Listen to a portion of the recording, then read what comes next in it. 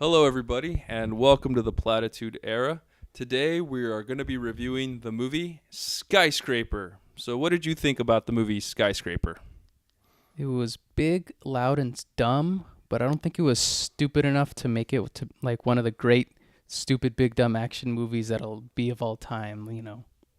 So, when did you feel this movie should have came out? Do you feel like it's right for the summer, or it should have came out a different? I think there's too many big like spectacle summer blockbusters that have come out. So like this movie feels too small. Like it would have benefited more in the spring and kind of a dry area where there's like not many other big blockbustery movies. Because this movie, like, it's kind of a big blockbustery movie, but it was surrounded by so much other stuff. It doesn't feel like it matters in the grand scheme of summer blockbuster movies. And you kind of already had a big spectacle when Rampage came out in what, March or April, whenever that came out, and that feels like a more interesting movie. So maybe The Rock benefits more from just having one movie coming out a year or spacing it out better. Just kind of not in this like right here in the summer in this just completely drowning in huge summer blockbuster season. So, let's play your studio executive and you have February or March or September, October, for Skyscraper probably. and Rampage. Right. Well, like they're both. So here's the thing: do I want to like space one in the spring and one in the fall, or do I want one a year? Because I guess if you're gonna be The Rock in the biggest movie in all cinematic history of all time, then I guess you want to make as much movies as you want. But these movies kind of felt too close together, and I don't want to say they're cannibalizing each other too much, but it felt too soon to see another kind of big rock action movie when Rampage kind of feels more because Rampage is big dumb monster movie, and Pacific Rim came out right next to it. But I feel like I liked Rampage better than Pacific Rim, but only because Pacific Rim sucked. And this movie feels like kind of big dumb action movie, but Mission Impossible's coming out, and Mission Impossible looks better than this. So I don't know. Well, then here's the paradox because no matter how we rearrange the release schedule, whether Rampage comes out in March and Skyscraper comes out in October, it doesn't matter what our opinion is because both movies come from different studios. Mm-hmm. I believe that Skyscraper came from Universal and Rampage was a Warner Brother Films. Yeah, but to the masses, it's just another rock movie. Now get ready for your mind to be blown. So he released the movie Jumanji, Welcome to the Jungle in December. Mm-hmm. Then Rampage, I believe, came out in April. Mm-hmm. And then this movie Skyscraper came out July. So it's like small distance, like you said, most celebrities release a movie one big blockbuster a year Mm-hmm. or maybe two a year. But in The Rock's case, did he film all those movies at the same time? Probably. Well, because like Rampage and Jumanji, I could see them like being filmed back to back because he's literally wearing the same cargo outfit. But in this one, I mean, it feels like because the thing with Skyscraper is it feels like it was catered to like market to Chinese audiences because it takes place in Hong Kong and like the villain is like a Chinese lady and everything takes place in China because Chinese people love China, but they also love big American action movie stars. So it has the makings of like supposedly a big summer blockbuster for Chinese audiences and not so much for here. Wow, that's a really good point. So it seems like this was more an international film made internationally and not really much of a domestic film. Well, I mean, they'd like it to be a huge domestic hit because The Rock's a big name. I mean, I don't know how many millions that Jumanji made, but that was a pretty big hit. Rampage was probably had a lukewarm reception, and this one a little less so than that. But I'm guessing that The Rock's a bankable name. Oh, a big summer action movie. We'd hope a decent amount of money here, but it'll hopefully make huge waves in China. But I don't know about the international release for this movie. I think last time I heard Jumanji Welcome to the Jungle made about 900 million, I think worldwide. Bigger than Star Wars. The Last Jedi? Mm-hmm. Bigger than Solo, definitely. So what did you think of the story? It's really generic. Like there doesn't feel like anything special. It's literally just Die Hard if his whole family was in the building with him instead of just his wife. And if he loved his wife and his relationship with his wife wasn't strained. And I follow The Rock on Instagram, so he mentioned that this movie was supposed to be a The big most deal. original, most innovative summer blockbuster. Go check it out. Hashtag Skyscraper. Not only that, but also he said there was a bidding war. Once the script was written, there was a big bidding war between all the studios. For the Die Hard remake. Maybe that's what it was. This was an audition for both the director, the writer, and the star to do a Die Hard remake. Yeah, like the Die Hard similarities can't be ignored. The parallels can't be ignored because it's like almost exactly the same. You have like ex-military or police officer, whatever. He's stuck in this building surrounded by terrorists. There's a cop that he doesn't even talk to the cop, but there's a cop element of like, I have loose communications with this cop. It was missing a limo driver. It was like The Rock didn't use guns enough in this movie, but like for the most part, it's a lot of things happening in this building. Tape is involved. A weapon and a tape are involved, working together with our protagonist. Our foe falls off the building in an interesting way. It's almost identically Die Hard, but just not as interesting and not as memorable. Well, talking about the limo driver from Die Hard, I think when the movie was first being introduced, Die Hard, people didn't know that Bruce Willis has a comedic gift, or he's comedically talented. So I think they introduced the limo driver so people think, oh, wow, he's the comedic effect, or he's the sidekick. And as the movie progresses in Die Hard, you realize, wow, Bruce Willis is a really funny guy. Well, because it's kind of like he kind of has a sarcastic spin, like, oh, I've been put in this situation, I'm going to try and put the best to it. Whereas this one, like, any humor that comes from The Rock is like, hey, guys, I got duct tape. Duct tape's going to solve everything, right? And we're on a tall building, I guess. Woof. It doesn't seem like he has, like, the villains are an obstacle in the way, but it doesn't seem to bother him as much as, like, whatever weird wacky, I have to scale this building again. I just jumped in. Now I'm outside the building again. Oh boy, I guess I'm gonna have to skip leg day tomorrow. What did you think of the acting? I mean, I'm not a good judge of acting per se. I can't say, oh, that was a good performance from this person or not. It's just, hey, they read the lines, good for them. But like, nothing stood out and wowed me. Everything about this movie feels generic. Everyone was just like a blank face with lines that I've heard in a million other movies before, and nothing stood out. Oh, there was the extravagant billionaire. He did extravagant billionaire things. Oh, there was military bad guy. Oh, there was best friend. There was wife and children. They all performed at their parts adequately, I guess. But nothing made me go, ooh, yes. The Chinese detective. Wow, I really believe he's gone through a lot. I want to know more about his story, a spin-off movie about him, perhaps. He's one day away from retirement. I really feel that. I can't believe he has to do this on his last day. I was excited to see Neve Campbell make a return. When I was going to high school, she was the big deal. She was in all the Scream movies, and then once she moved away from the Scream movies to do other movies, then slowly she disappeared. Another weird reason why I felt like this was like meant for Chinese box office is like a Chinese producer came in and he's like, I want American actress girl. And it's like, I really like the Scream movies when I was a kid. Bring back Scream Girl for a big action movie with Rock. And it was like, okay, she came out of potential acting retirement for this movie and didn't really do that much. Cool. So overall, I guess the producer liked Party of Five and Scream. Overall, what did you think about the movie? Your rating? Okay, it had a lot of big, dumb, stupid things that made me go, wow, that's a big, dumb, stupid movie. I like this. I don't think it took that far enough. It felt like too much of a copy of other things, but it didn't cross the stupid threshold that I would have liked. So it kind of like sits in the middle of like, I'll see it when it comes on the cable maybe, but I don't want to buy this on Blu-ray or whatever. Just like, oh, I gotta show this to my friends because this was a big, dumb, stupid movie. It's like it tangentially crosses that stupid barrier because nobody's taking this movie seriously. They want to see it if it's a big, dumb, stupid, blockbustery movie, and it's kind of there. It lightly grazes that barrier for me. And your recommendation for the people? Wait for Mission Impossible. And this movie, rent it, skip it. Use your movie pass on it if you feel like it.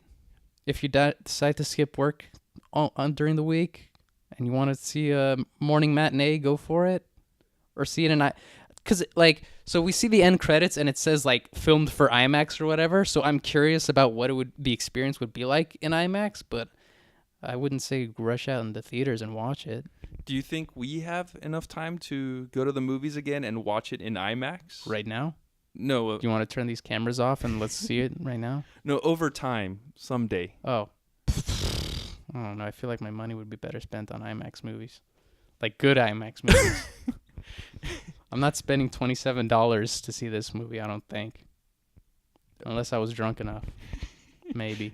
Overall, what I thought about the movie, I thought it was okay as well. I give it like right in the middle, a matinee. You know, if you have time to check it out, do check it out because The Rock is the hardest working guy anybody ever knows. Always working, always keeping hard. His whole motto is being the hardest worker in the room. So just because I respect the guy so much and I appreciate his hard work, matinee, check it out if you get a chance. But like my colleague says, don't stress yourself out or work too hard to go out and see it. Now, there were some things I wanted to talk about the movie. I don't know if the movie was supposed to be a comedy or it was intentionally funny, but there were some things that popped up in my mind during watching the movie that just made me laugh. And I don't know if you wanted to mention some of these or not. Well, go through the beats of the movie and then we'll see if we can revisit these lovely morsels. Okay, so first, I think it starts off where there's an invasion, a home invasion, correct? Yeah. So it starts off like a really good like action movie, so I felt like it's a throwback to Speed. It's got you hooked. Mm-hmm. Then after that, there's the whole accident that happens.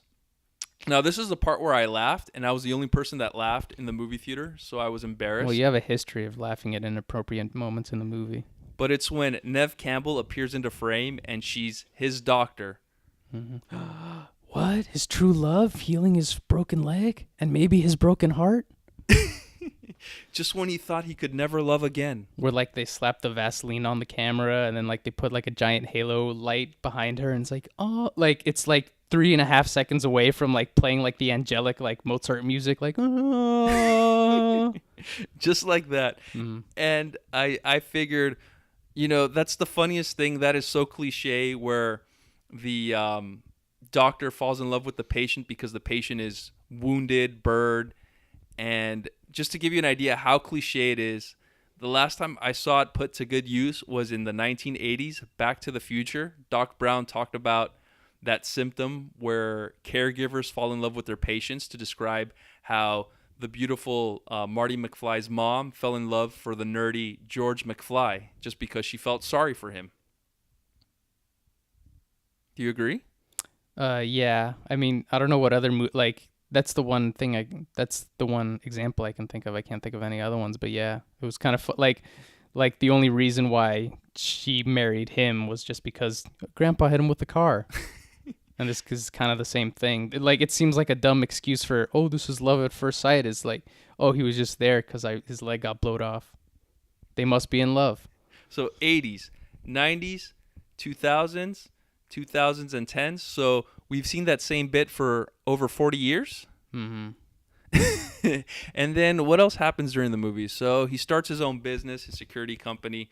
A couple of other things happen. I didn't notice anything else intentionally funny. Was there anything else that I missed before we get to the ending? Let's see, his best friend. Oh, they're best friends. Oh, but his best friend's secretly a bad guy. Oh, spoilers. His best friend's secretly a bad guy, but like nothing. There were just a couple of things. I know there's a big funny scene, and everyone's seen it in the trailer, where he's running on the crane, and he jumps off the crane and lands in the window. Everyone says the physics there is impossible.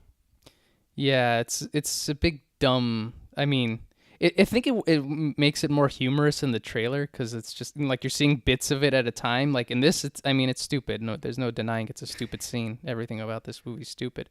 But I don't know. It seemed like because there's a decent enough ramp up, but kind of isolating a scene where you see The Rock, who's supposedly supposed to only have one leg and should be hobbled by that, but he's able to like go into full like sprint and then able to jump off a crane. Like into a building like 20 feet away or however many feet away, and he kind of misses it, but I fall off, but I was able to catch myself up because I did so many crunches that day.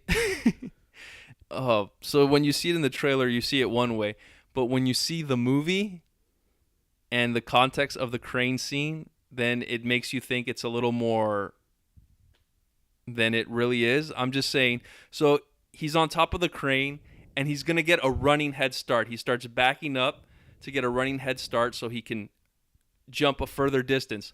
But as he starts backing up, the police officers or the SWAT team are trying to arrest him, so they kind of block off his path, so he doesn't get a full running start to make it. So he's pretty much like half distance, yet he did a full jump. And well, here's this scene that I thought was really funny, and it wasn't what I expected. So they're getting ready to do the exchange where he's going to exchange the hard drive for his daughter's safety. And right before he looks at this sword, so I'm expecting, okay, since this is pretty much a Die Hard remake, I'm expecting him to take the sword and duct tape it to his back, just like in Die Hard when John McClane took his gun and taped it to his back. And that didn't happen. The whole time I was distracted because I was looking for a sword. And then where did he keep his sword? Well, so this movie, it's a Die Hard ripoff, but it needs to somehow change your expectations, because for you, you're like, oh, it's gonna be on his back because this movie's like Die Hard. It's like, we're not really a Die Hard remake, so we couldn't have put it on his back. I don't know where you're worrying about where the sword is. The sword's somewhere. Don't worry about the sword. It's not on his back. Trust us. And it's like, okay, so instead of the plan fails, because the eccentric billionaire betrays him, no, hey, this wasn't part of the plan. We're supposed to do this the right way. It's like, no, this is tricky. And then apparently him being betrayed was part of the plan, because then The Rock, in Die Hard John McClane fashion, rips out the sword and then goes, it's like, it was on my leg the whole time. I pulled it out of my prosthetic leg. And what's funny, when I was watching that movie, I thought he pulled the sword out of his pocket. So I thought he had one of those magician swords that shrinks, because I was like, how did he fit the sword in his pocket? How was he able to walk straight with a sword attached to his leg? Did you notice how one of his legs couldn't bend because a sword was taped to his leg? I didn't notice that. Well, I don't know if it was, but I mean, because the logic in it doesn't make sense. It would have made sense if it's attached to his back, but the writers are clever, and this isn't completely a Die Hard ripoff. They didn't want to give it away, so they never showed his leg, so you never got an idea that, oh, it's taped to his leg. Now I'm going to let you talk about the last funny scene, because you laughed the hardest. Because it's okay. So in the beginning of the movie, they're setting up, oh, this is the biggest building in the universe, and at the top of it is a giant mystery pearl, and oh, what's the pearl? What's so special about the pearl? And when the eccentric billionaire is showing The Rock in the beginning of the movie about what's so special about the pearl, apparently it's two things. It's like a bunch of cameras, so you can see, hey, look, there's the view from outside, but there's windows, so why should I care? And two, it becomes a giant hall of mirrors, which doesn't make sense for any reason. Why would an eccentric billionaire decide to just have a bunch of mirrors to freak out people on LSD? Is that what people are going to this building for? Because who cares about a giant hall of mirrors? It seems like a stupid This is your big mystery box, is, oh, mirrors? How fun and exciting. But then, so they go back, so the big finale of the movie goes to, oh, we're going to have a final battle in the mirror room. And then, because this movie's ripping off Enter the Dragon, too, because apparently that's the writer's second favorite movie is Enter the Dragon. So there's a big fight in the big mirror room, I don't know where everyone is. This everything's confusing. I shot that, but it's just a high-tech LCD mirror screen. Oh, where's everybody? And then the whole fight scene goes in. I don't remember anything else because it was just a generic, boring fight scene that happens to take place in a fun house of mirrors. But then at the end of the movie, they trick you again because, oh, this is a clever movie. The bad guy has the upper hand on The Rock. I have your kid. Give me the flash drive. And The Rock's like, okay, I'm going to drop my gun. Just let my daughter go. All right. But you're a fool because I'm the bad guy. And then The Rock goes, all right, don't shoot me. But just before you shoot me, I want to let you know something. I'm not actually the Rock because I'm a holographic mirror. Because the real Rock, he's behind you. And then he shoots him, like the Rock shoots the bad guy or something. I don't remember, but like the bad guy gets distracted, and then he lets his daughter go, and then because this movie's a Die Hard ripoff, the guy falls into a giant hole, and just like Hans Gruber, he looks up and he's reaching for the sky, like oh, but there was also a grenade, and then the grenade explodes and it kills him instead of the fall, because this movie's better than Die Hard. Maybe he died twice. He died from the grenade and then again just in case he was still alive. Because I don't remember how because they had parachutes because the bad guys were gonna jump off the building. So like if the grenade didn't blow up, he might have survived for Skyscraper 2, Skyfall. And that's a throwback to 22 Jump Street, the end credits when the villain comes back for the sequel. Mm. And there was one more thing that was in the news. So do you remember the box office performance for Skyscraper? I think it was in third place. And they were talking about how the movie underperformed, did not perform expectations, studio those expectations. Chinese box office receipts. And it's going to be a different story. Oh, it's going to be the biggest movie in China since The Rock's last movie.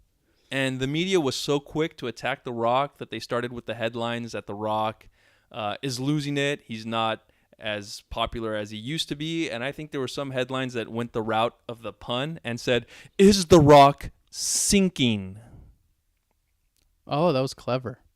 Did the writer of Skyscraper come up with that? Because that was really good. No, if he came up with it, it would have had some kind of twist at the end. Oh, not sinking, but plummeting.